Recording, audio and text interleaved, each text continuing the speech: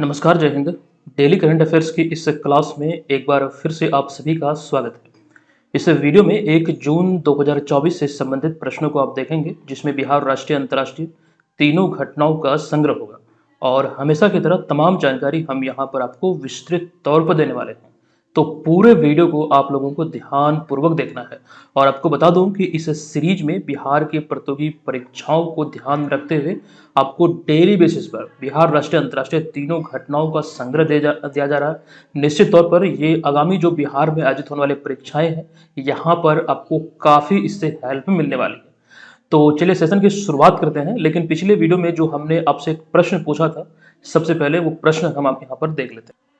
तो पिछले वीडियो का जो प्रश्न था, जो हमने आपसे पूछा था, ये प्रश्न था कि प्रधानमंत्री राष्ट्रीय बाल पुरस्कार 2025 के लिए आवेदन प्रक्रिया हाल ही में शुरू हुई है और इस पुरस्कार के तहत सम्मानित होने के संदर्भ में कौन सा कथन सत्य है। देखिए, इसको लेकर तो जानकारी हमने विस्तृत तौर पर आपको दिया था और आपको ये भी हमने बतला दिया था कि ये प्रश्न आपके बीपीएससी एग्जाम में ऑलरेडी पूछा जा चुका है, 68वीं वाले एग्जाम में। ठीक है।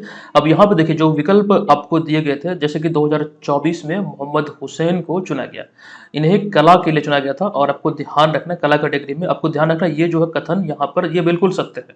वहीं पर जो अन्य 3 विकल्प हैं, जो आपको नाम दिख रहा है, एक तो पल साक्षी और यहाँ पर विकल्प नंबर डी में धीरज कुमार, जो कि आप ये ध्यान रखेंगे, इन दोनों को वर्ष 2022 के लिए सम्मानित किया गया था। जबकि वर्ष 2023 की हम बात करें तो बिहार से किसी भी बालक या फिर बालिका का चयन नहीं हुआ था। ठीक है। तो 2022 में इन दोनों को, पल साक्षी और धीरज नारायण को, और हमने ये जानकारी आपको दे दिया था कि पल साक्षी को, यानी कि पल साक्षी ने कोरोना काल में 2020 में जो मतलब इन्हें पुरस्कार दिया गया, तो इन्होंने 10,000 रुपये की राशि पीएम केयर्स फंड में डाली थी। और धीरज नारायण की बात करें तो इन्होंने अपने भाई को मगरमच्छ से बचाया था। तो वीरता पुरस्कार में, मतलब प्रधानमंत्री राष्ट्रीय बाल पुरस्कार के तहत इस कैटेगरी में इन दोनों को ये सम्मानित किया गया। ये जानकारी आपको दिया गया था पिछले वीडियो में विस्तृत तौर पर। और ये बात पुनः दोहरा दूं कि 2023 में बिहार के किसी भी बालक या फिर बालिका का चयन नहीं किया गया था। चलिए, अब यहाँ पर हम चलते हैं आज के इस वीडियो के पहले प्रश्न पे। ये प्रश्न है कि 10 से 16 जून 2024 तक बिहार में पहली बार आयोजित होने वाली विमेन्स कबड्डी लीग यानी कि BWKL के लिए कितनी टीमों की घोषणा हाल ही में की गई है। देखिए, ये सभी बातें बहुत पहले से चली आ रही थी। 6 टीमें इसमें पार्टिसिपेट करने वाली है, लेकिन अब ये क्लियर हो चुका है, क्योंकि ये 6 टीम की जो घोषणा हुई है, अब इसका नाम भी जारी कर दिया गया। अतः विकल्प नंबर बी यहाँ पर इस प्रश्न का राइट आंसर होगा।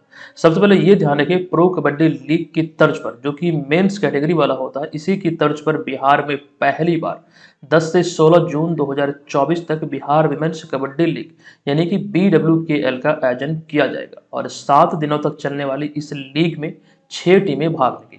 और जो 6 टीमों की घोषणा अभी हाल ही में की गई है बिहार राज्य खेल प्राधिकरण द्वारा, आपको ध्यान रखना, इसमें 6 टीमों में जो टीमें शामिल है, जो नाम है यहाँ पर आगे लिखा गया है, जैसे कि Sitamarhi Sentinels, Patna Pelicans, Magadh Warriors, Nalanda Ninjas, Siwan Titans और सारण स्ट्राइकर्स। ये 6 टीमें इस प्रतियोगिता में पार्टिसिपेट करेगी, जो 10 से लेकर 16 जून 2024 तक आयोजित होना है। और ये प्रतियोगिता पटना में जो पाटलिपुत्रा स्पोर्ट्स कॉम्प्लेक्स है कंकड़बाग एरिया में, वहीं पर ये आयोजित होना है। हालांकि आपको ये भी ध्यान रखना, इस प्रतियोगिता को लेकर जो खिलाड़ियों का ट्रायल हुआ था, वो फरवरी 2024 में ही हुआ था, फरवरी महीने में।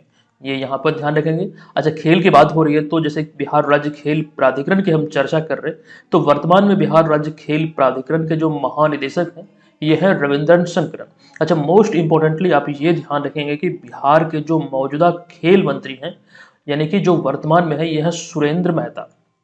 तो यहाँ से इस प्रश्न से इतनी जो बेसिक सी जानकारी है वो आपको ध्यान रखना है। चलिए, अब यहाँ पर हम आगे चलेंगे। दूसरा प्रश्न है कि अरविंद सिंह चंदेल, जिन्हें हाल ही में पटना हाईकोर्ट का जज नियुक्त किया गया है, बताएं कि इससे पहले वे किस हाईकोर्ट में जज थे। देखिए, इसका जो करेक्ट आंसर है यह है विकल्प नंबर डी, यानी कि छत्तीसगढ़ हाईकोर्ट। छत्तीसगढ़ हाईकोर्ट में जज रहे अभी हाल ही में अरविंद सिंह चंदेल को पटना हाईकोर्ट का जज नियुक्त किया गया है। तो विकल्प नंबर डी यहाँ पर इस प्रश्न का राइट आंसर है। यहाँ पर यानी कि पटना हाईकोर्ट में जज के रूप में उन्हें स्थानांतरित किया गया है। किन्हें? तो अरविंद सिंह चंदेल को। अब यहाँ पर ये ध्यान रखेंगे, हालांकि पटना उच्च न्यायालय यानी कि पटना हाईकोर्ट के जो मुख्य न्यायाधीश हैं या फिर बोले वर्तमान में जो 44वें मुख्य न्यायाधीश हैं, ये कौन है? तो यह है कृष्णन विनोद चंद्रन, जो कि केरल के रहने वाले हैं। और कृष्णन विनोद चंद्रन से पहले पटना हाईकोर्ट के चीफ जस्टिस कौन थे? तो संजय करोल थे, यानी कि संजय करोल के स्थान पे वर्तमान में कृष्णन विनोद चंद्रन या फिर के वी चंद्रन कार्यरत हैं। ये ध्यान रखिए। अच्छा, पटना हाईकोर्ट को लेकर एक कॉमन प्रश्न आपसे एग्जाम में पूछा जा सकता है। दरअसल कई बार ये पूछे गए हैं कि पटना हाईकोर्ट की स्थापना कब हुई थी? तो 3 फरवरी 1916। यहाँ पर एक बात आपको ये ध्यान रखना है, ये तो स्थापना पूछी गई, लेकिन यहीं पर अगर ये पूछा जाता कि पटना हाईकोर्ट ने किस तिथि से अपना कार्य प्रारंभ किया था या फिर पटना हाईकोर्ट की स्थिति से संचालन में आए थे, तो उस स्थिति में भी यही डेट आपको ध्यान रखना है, 3 फरवरी 1916। चलिए, अब यहाँ पर तीसरा प्रश्न है कि निम्नलिखित में से किसके द्वारा हाल ही में प्रवाह portal, retail directorate mobile app और फिनटेक रिपोजिटरी का अनावरण किया गया है? देखिए, ये तीनों पहल का अनावरण अभी हाल ही में जो वर्तमान में खास करके रिजर्व बैंक के जो गवर्नर है, 25वें गवर्नर शक्तिकांत दास, इन्हीं के द्वारा किया गया। तो विकल्प नंबर सी इस प्रश्न का करेक्ट आंसर होगा। देखिए, हाल ही में 28 मई 2024 को आरबीआई के 25वें गवर्नर शक्तिकांत दास ने 3 महत्वपूर्ण पहलों का अनावरण किया, जिसमें प्रवाह portal, retail directorate mobile app और फिनटेक रिपोजिटरी। अब ये तीनों क्या क्या, क्या है, यहाँ पर एक एक करके सभी को देख लीजिए।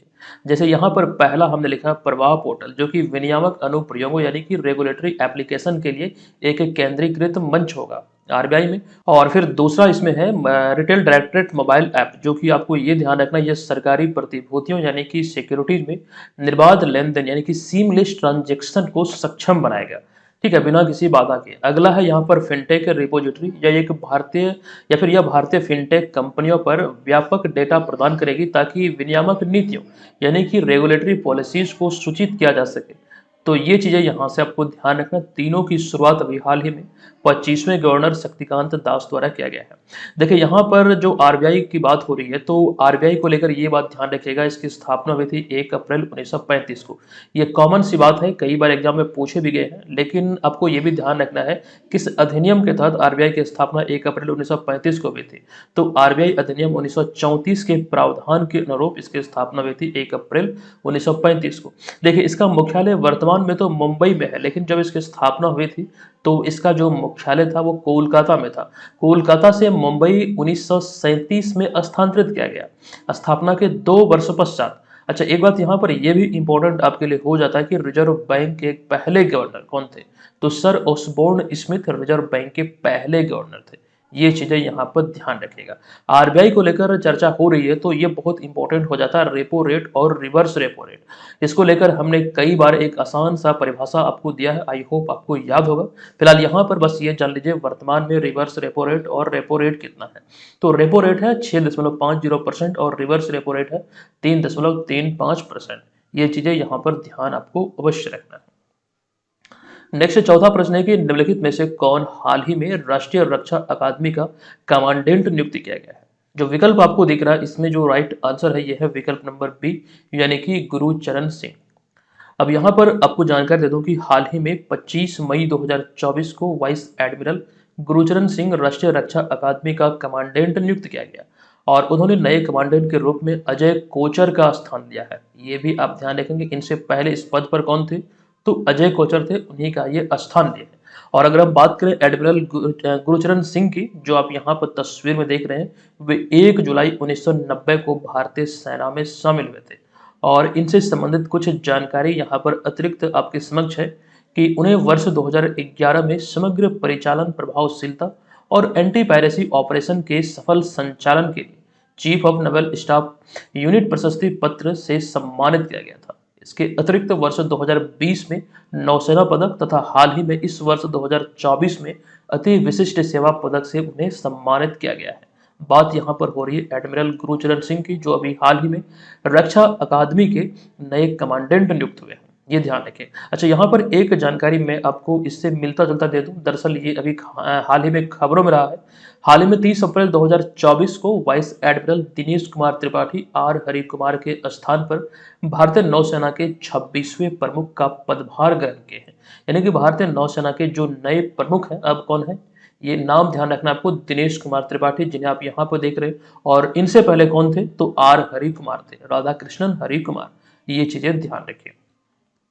नेक्स्ट पांचवा प्रश्न है कि निम्नलिखित में से कहां हाल ही में 24 मई 2024 को साइबर सिक्योरिटी कॉन्क्लेव का आयोजन किया गया।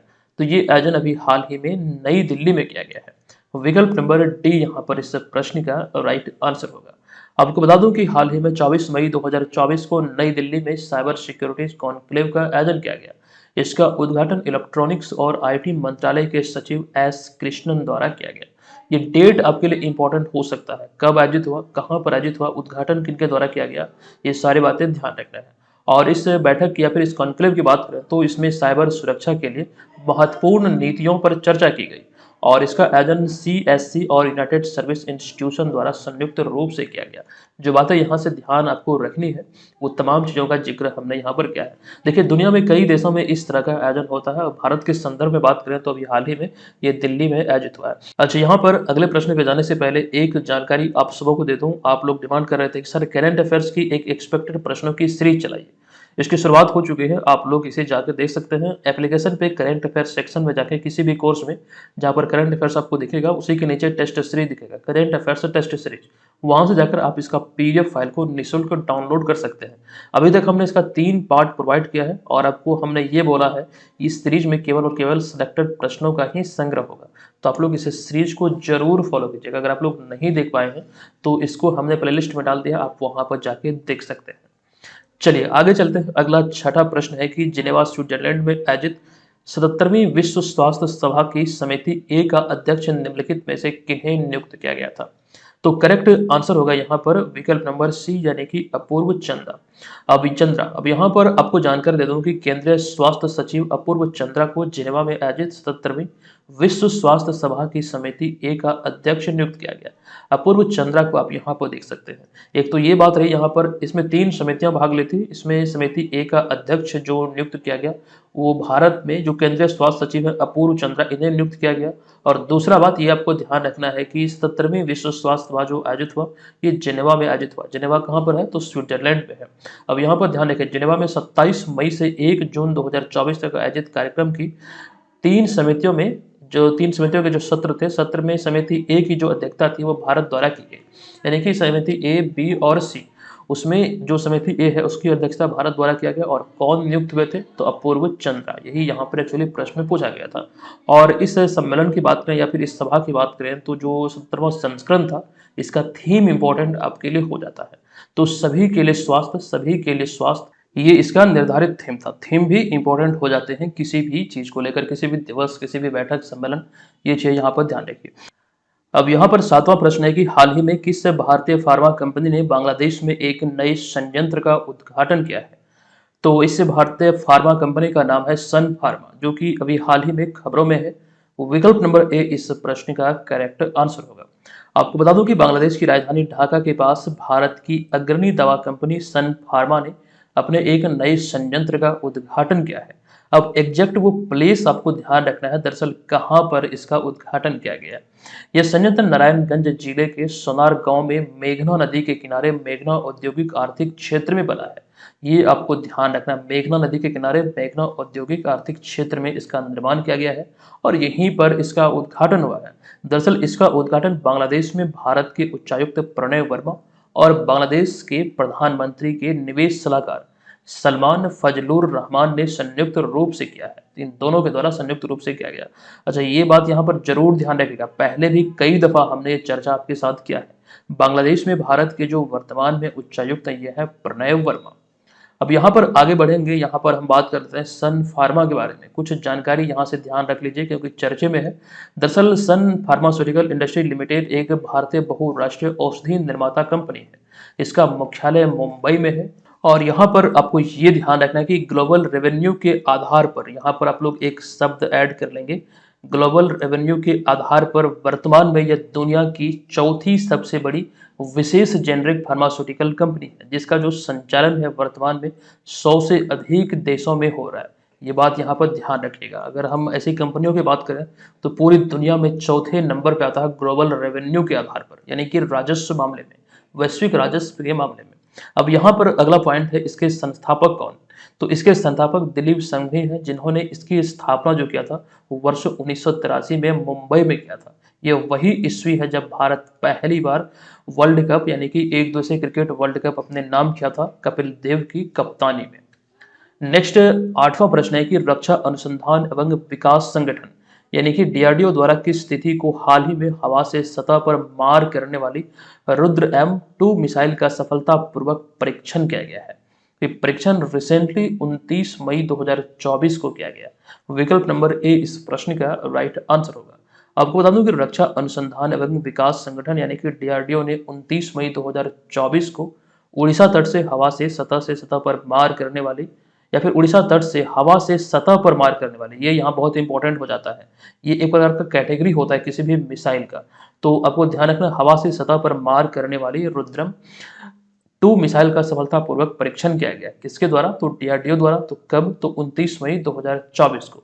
अब यहाँ पर इस मिसाइल को लेकर जो जरूरी बातें हैं जो एग्जाम पर्पज से इंपॉर्टेंट हो जाते हैं, यहाँ पर उन सभी का जिक्र एक एक करके हमने किया है। पहला पॉइंट है यह परीक्षण भारतीय वायुसेना की सुखोई 30 MKI लड़ाकू विमान से सफलतापूर्वक किया गया। दूसरा पॉइंट है कि Rudra M2 missile Rudra M1 missile का ही नवीनतम या फिर उन्नत संस्करण है, जिसे कि अक्टूबर 2020 में सुखोई 30 MKI लड़ाकू विमान द्वारा ही प्रक्षेपित किया गया था। हम यहाँ पर बात करें रुद्र M1 की, जो कि अक्टूबर 2020 में ये प्रक्षेपित किया गया था। और यहाँ पर इस मिसाइल की हम बात करें तो ये एक ठोस चालित सुपरसोनिक मिसाइल है, जिसकी मारक क्षमता 350 किलोमीटर तक है। और यह आपको ध्यान रखना है कि 200 किलोग्राम तक पेलोड ले जा सकता है। और साथ ही साथ इसकी जो अधिकतम गति है जो प्राप्त कर सकता है यह है 6791 किलोमीटर प्रति घंटा। तो ये कुछ इसकी विशेषताएं हैं जो कि यहाँ से आप ध्यान रखेंगे।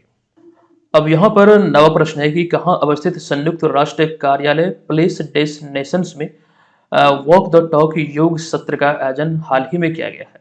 तो इसका जो करेक्ट आंसर ये है स्विट्जरलैंड के जुनेवा में, यानी कि विकल्प नंबर सी यहाँ पर करेक्ट हो जाएगा। अब यहाँ पर आप ये ध्यान रखेंगे आगामी 21 जून 2024 को आयोजित होने वाली अंतर्राष्ट्रीय योग दिवस के लिए जेनेवा में संयुक्त राष्ट्र में भारत के अस्थायी मिशन और विश्व स्वास्थ्य संगठन यानी कि WHO ने 26 मई 2024 को प्लेस डेस्टिनेशंस में वॉक द टॉक योग सत्र कार्यक्रम का आयोजन किया है। ये यहाँ पर आपको ध्यान रखना है किसके द्वारा किया गया, वो भी यहाँ पर आपको ध्यान रखना है। साथ ही साथ कब किया गया है, ये डेट इंपॉर्टेंट हो जाता है। अब यहाँ पर आपको बता दूं कि केंद्रीय स्वास्थ्य सचिव अपूर्व चंद्रा, जो अभी थोड़ी देर पहले हम चर्चा कर रहे थे, और साथ साथ WHO के महानिदेशक टेड्रोस एडनॉम गेब्रियस और भारतीय प्रतिनिधि मंडल के अन्य वरिष्ठ अधिकारी इस कार्यक्रम में शामिल हुए थे। ये बात यहाँ से आपको इस स्लाइड में ध्यान रखना है।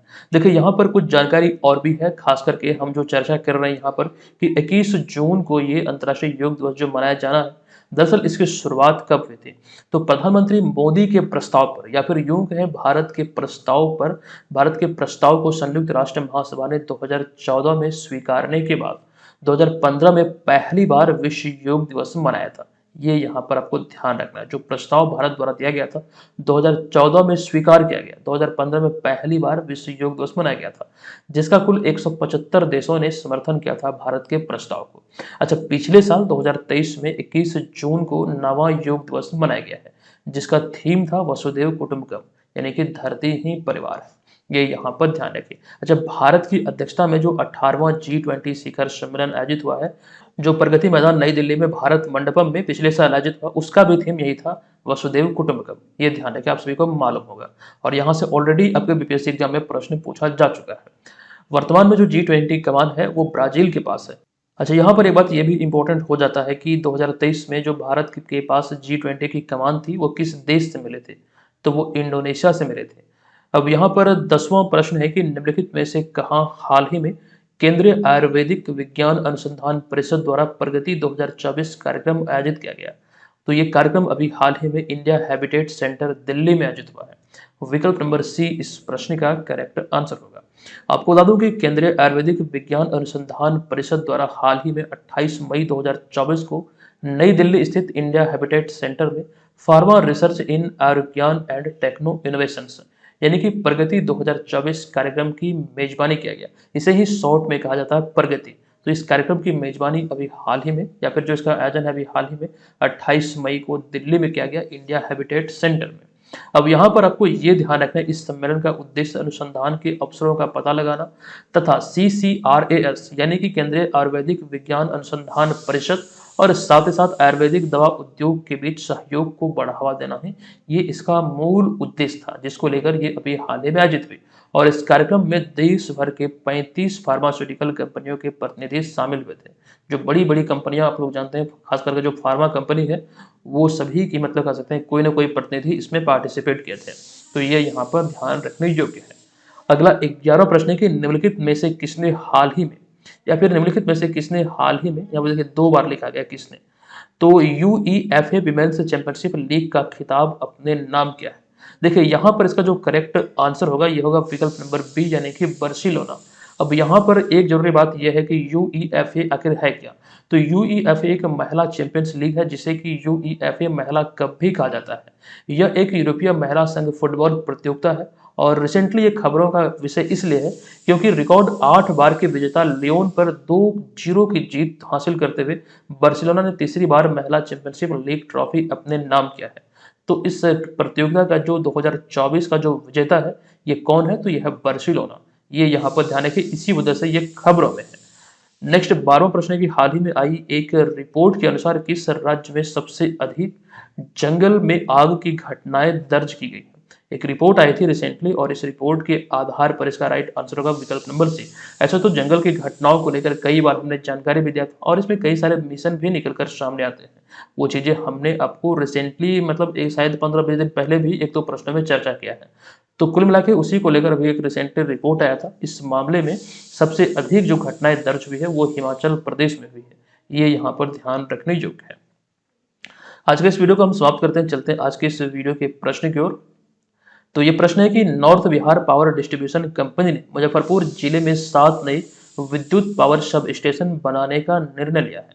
पूछा गया कि बताएं कि बिहार राज्य विद्युत बोर्ड का गठन किस वर्ष से किया गया था। आप लोग बताइए इसका राइट आंसर क्या होगा। तमाम चीजें ऑलरेडी हमने आपको बता दिया है।